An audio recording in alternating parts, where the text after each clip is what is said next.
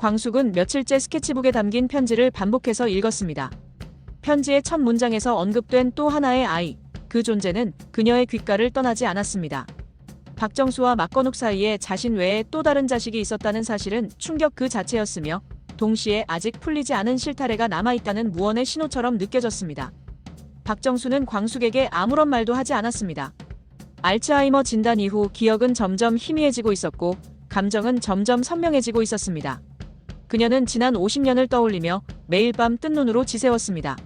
자신이 잃은 것이 딸 하나가 아니었을 수도 있다는 생각은 무서웠고 막건욱이 평생 간직한 편지를 몰랐다는 사실은 고통스러웠습니다. 광숙은 결국 결심했습니다. 편지에 적힌 날짜와 장소, 그리고 막건욱이 남긴 메모를 근거로 누군가를 찾아야겠다고 판단했습니다. 그녀는 한동석에게 이 사실을 털어놓았고 한동석은 말없이 그녀의 손을 잡아주었습니다. 그는 이미 광숙이 자신과 같은 방식으로 고통을 받아들이고 있음을 알고 있었기 때문에 말보다 행동으로 그녀를 도우려 했습니다. 며칠 뒤 광숙과 한동석은 막건욱이 생전에 거주하던 교회 작업실을 방문했습니다. 그곳은 시간이 멈춘 듯 먼지와 정적이 가득했습니다.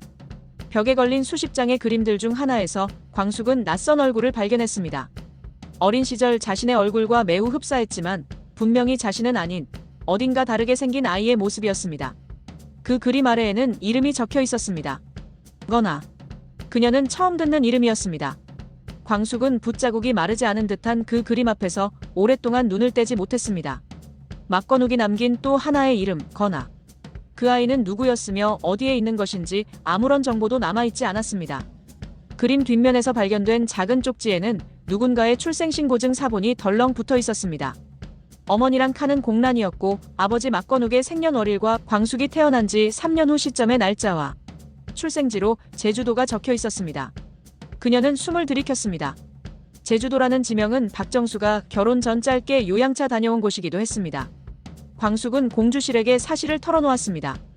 공주실은 긴 한숨을 내쉬며 고개를 끄덕였습니다. 자신은 몰랐지만 막건욱이 제주도로 사라졌던 짧은 기간 동안 뭔가를 숨기고 돌아온 듯한 느낌을 받았다고 했습니다. 그리고 그때 이후 막건욱은 점점 외부와의 교류를 줄이며 그림에만 몰두했다고 덧붙였습니다. 한편 서울에서는 오범수가 아이 한이를 유치원에 데려다주다 우연히 낯선 여인과 마주쳤습니다. 그녀는 한눈에 한이를 보고 입을 다물지 못했습니다. 그녀의 이름은 나영은. 오범수의 전 연인이자 한이의 생모였습니다. 사라진 지 5년 만에 나타난 그녀는 아이를 한 번만 안아볼 수 있냐고 조용히 말했습니다. 범수는 당황했고 한이는 그녀를 경계 없이 껴안았습니다. 그 광경은 범수의 심장을 무겁게 짓눌렀습니다. 반면 나영은의 등장을 알지 못한 독고세리는 여전히 오범수의 곁을 맴돌고 있었습니다. 그녀는 자신이 범수를 사랑하고 있다는 사실을 깨달았고 한이의 존재도 기꺼이 받아들일 수 있다고 생각했습니다. 그녀의 앞에 놓인 사랑이 과거의 그림자와 부딪힐 거라는 사실은 아직 그 누구에게도 알려지지 않았습니다. 한동석은 박정수를 조용히 불러 막건욱의 그림과 건아의 출생신고서 사본을 보여주었습니다. 박정수는 아무 말 없이 서류를 들여다보았습니다. 그녀의 눈동자가 크게 흔들렸습니다. 이름, 날짜, 장소. 모든 것이 익숙했고 동시에 낯설었습니다. 그녀는 기억 속에 떠오르는 희미한 통증을 붙잡으려 애썼습니다. 그러나 기억은 엉켜 있었고 퍼즐은 여전히 몇 조각이 빠져 있었습니다. 그날 밤 박정수는 그녀가 평생 간직한 일기장을 꺼내어 보았습니다. 그리고 그 속에서 건아라는 이름이 등장한 메모를 발견했습니다. 건아, 내가 다시 데리러 갈게. 일기가 쓰여진 날짜는 37년 전이었고 그녀는 손을 떨며 일기장을 닫았습니다. 건아, 그 아이는 정말 존재했던 아이였고 그녀가 낳은 아이였을 가능성이 높았습니다. 광숙은 점점 커져가는 이 실체 없는 동생의 존재에 대해 불안과 설렘을 동시에 느끼고 있었습니다. 자신과 같은 상처를 가졌을 또 하나의 존재, 그가 살아있다면 그는 어떤 삶을 살아왔을까? 그녀는 자신이 마주해야 할 또 하나의 진실을 직감했습니다. 며칠 후 독수리술도가 앞으로 도착한 등기우편 하나가 모든 분위기를 바꾸었습니다. 송신이는 제주도의 작은 성당이었고 수신이는 막건욱의 유족으로만 기재되어 있었습니다. 봉투 안에는 오래된 수녀의 편지가 동봉되어 있었고 거기에는 이렇게 적혀 있었습니다. 건아라는 아이가 수년 전 이곳에 머물렀습니다. 그는 부모에 대한 기억이 없었습니다. 그러나 유독 붓을 잡을 때만큼은 눈빛이 달라졌고 늘 말하곤 했습니다. 언젠가 나를 찾으러 누군가 올 거예요. 기다릴 거예요. 광숙은 편지를 들고 한동석을 바라보았습니다. 그녀의 눈빛은 더 이상 흔들리지 않았습니다. 진실은 여전히 먼 곳에 있었지만 그녀는 이제 마주할 준비가 되어 있었습니다. 그러나 그 순간 술도가의 지하 창고에서 고자동이 꺼낸 오래된 상자 하나가 다시 모든 것을 흔들었습니다. 그 안에는 건아의 것으로 추정되는 그림 한 장이 들어 있었습니다. 놀랍게도 그 그림 속에는 광숙과 너무도 닮은 얼굴이 함께 그려져 있었습니다. 건아, 그는 어디에 있는 것일까? 그리고 왜 막건욱은 두 아이의 운명을 그렇게 갈라야 했던 것일까? 모든 것은 아직 끝나지 않았습니다. 광숙은 다음 발걸음을 향해 천천히 나아가기 시작했습니다. 건아의 존재가 밝혀진 이후 광숙은 점점 말수가 줄어들었습니다. 그녀는 매일 술도가의 창고에 앉아 그림을 바라보며 무언가를 곱씹었습니다. 막건욱이 남긴 스케치 속 아이의 눈빛은 낯설었고 동시에 어딘가 익숙했습니다. 그녀는 자꾸만 그 아이의 눈빛에서 자신의 어린 시절을 떠올렸습니다. 상처를 드러내지 않으려 웃고 있었지만 웃음 안에는 외로움이 스며 있었습니다. 박정수는 기억의 조각을 맞추기 위해 매일 일기장을 펼쳤습니다. 흐릿하게 남은 기억들 속에서 건아라는 이름은 자주 등장하지 않았지만 어딘가 낯익었습니다. 그녀는 과거 요양을 떠났던 제주도에서 며칠간 정신을 놓았던 기억을 끄집어냈습니다. 병원 기록에는 산후 우울 증세와 경계성 기억 상실이라는 진단명이 남아 있었습니다. 그녀는 자신이 건아를 낳은 사실조차 모른 채 세월을 보냈을 가능성에 사로잡혔습니다. 한편 한동석은 독고탁과의 식사 자리에서 박 사장과 관련된 오래된 재단 기록을 입수했습니다. 독고탁은 과거 박 사장의 사업 파트너였으며 여러 자산을 공동 소유한 적이 있었습니다. 그런데 그중 하나의 재단 명의에서 막건욱 유아 양육지원금이라는 정기출금 항목이 확인되었습니다. 한동석은 서류를 들고 박정수에게 보여주었습니다. 박정수는 다시 충격을 받았습니다. 그녀는 자신도 모르게 건아의 생존을 가능케 한 장치였다는 사실을 알게 되었고 아버지 박 사장이 건아의 존재를 알고도 숨겼다는 것에 분노했습니다. 동시에 자신이 다시는 아버지를 용서할 수 없다는 확신이 들었습니다.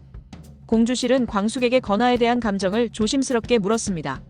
광숙은 잠시 망설였지만 건아가 존재한다면 만나고 싶다고 말문을 열었습니다. 하지만 그 아이가 어디에서 어떤 삶을 살았는지 알지 못한 채 다가가는 것이 두렵다고 했습니다. 그녀는 자신이 딸로서, 누나로서 무엇을 할 수 있을지 고민하고 있었습니다. 한편 서울에서는 독고세리와 나영은 사이에 묘한 긴장감이 흐르기 시작했습니다. 세리는 범수와 가까워지기 위해 매일 술도가를 찾았고 나영은은 한이의 어머니로서의 권리를 조금씩 주장하기 시작했습니다. 범수는 중간에서 혼란스러워했고 결국 광숙에게 조언을 구했습니다. 광숙은 한이가 중심이어야 한다고 단호하게 말했습니다. 아이가 혼란스럽지 않도록 어른들이 결정한 과거의 실수를 되풀이하지 말아야 한다고 했습니다. 그 무렵 제주도의 한 성당에서 연락이 왔습니다. 건아로 추정되는 청년이 10여 년 전 성당에서 자라다 외국으로 입양되었다는 기록이 확인되었습니다. 입양 당시 이름은 루카스 강이었습니다. 광숙은 멍하니 그 이름을 읊조렸습니다. 강이라는 성은 막건욱의 한국식 이름이었고 입양 후에도 그 흔적이 남아 있었습니다. 광숙은 한동석과 함께 입양 기록을 따라 미국 대사관에 확인 요청을 넣었고 일주일 후 루카스 강이라는 청년이 현재 한국에 입국해 있다는 소식을 들었습니다. 그는 미술 관련 전시를 위해 한 달간 체류 중이며 서울 종로구의 한 갤러리에서 아트 퍼포먼스를 진행 중이었습니다. 그 소식을 들은 박정수는 움직이지 못했습니다. 머리로는 모든 것을 받아들이고 있었지만 몸은 따라주지 않았습니다. 그녀는 아직 스스로의 과거를 마주할 용기가 없었습니다. 다만 건아를 만나는 것은 광숙의 몫이라고 공주실에게 조용히 말했습니다. 박정수의 조언을 전달받은 광숙은 갤러리를 찾았습니다. 조용한 조명 아래 한 청년이 커다란 캔버스를 앞에 두고 그림을 그리고 있었습니다.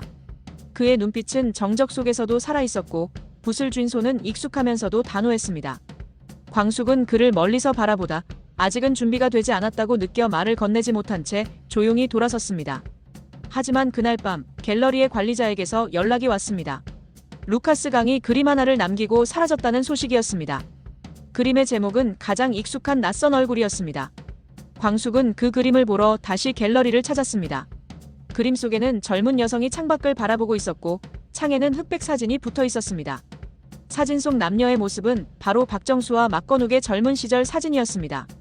광숙은 온몸이 떨렸습니다. 그가 이미 모든 상황을 알고 있었고 어쩌면 자신을 찾아주기를 기다리고 있었을 수도 있었습니다. 하지만 지금까지 나타나지 않았던 건 그 역시 준비가 필요했기 때문이었을 것이라 생각했습니다. 며칠 후 공주실은 광숙에게 편지 하나를 건넸습니다. 이번엔 이는 루카스 강이었습니다. 그는 짧게 적었습니다. 익숙한 얼굴을 봤습니다. 그림으로 표현했지만 아직 말로는 용기가 나지 않았습니다. 다음엔 말로 인사를 건네겠습니다. 광숙은 편지를 접으며 고개를 끄덕였습니다.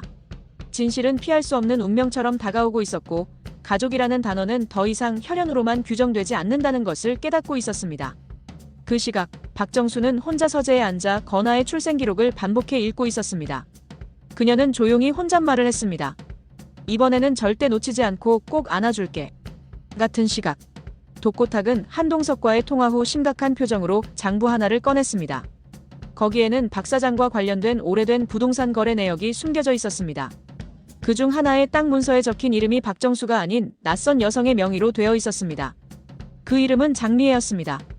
광숙과 건아, 그들의 운명은 다시 새로운 인물에 의해 흔들릴 준비를 하고 있었습니다. 모든 진실이 드러나기까지 아직 한 걸음이 더 남아 있었습니다.